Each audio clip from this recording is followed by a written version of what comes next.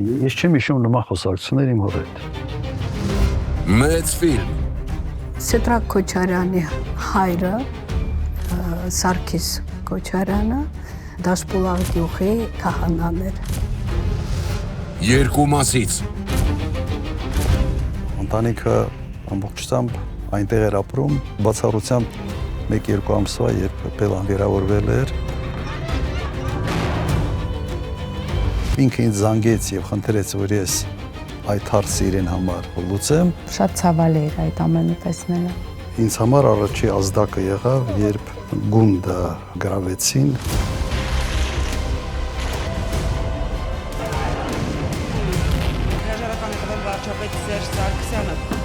Այն ժամանակ, երբ Սեդրակ Քոչարյանի հետ հանդիպեցինք,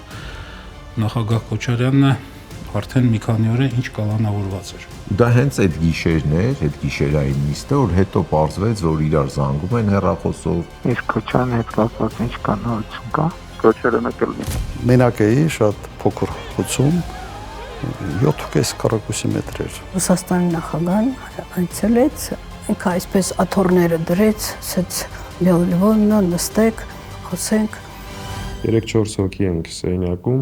երբ որ ինքը 5 րոպեվա մեջ նկարագրեց ինչ է իրավիճակը։ Նախագահի անվտանգության ամենալարված շրջանը 44-րդ պատերազմ։ Այդ պատերազմում մենք չպետք է պարտվեինք։ Պարտվելու պատերազմ չէր։ Եվ այդ չոր, ռացիոնալ տրամադրությունը փոխանցել մեզ։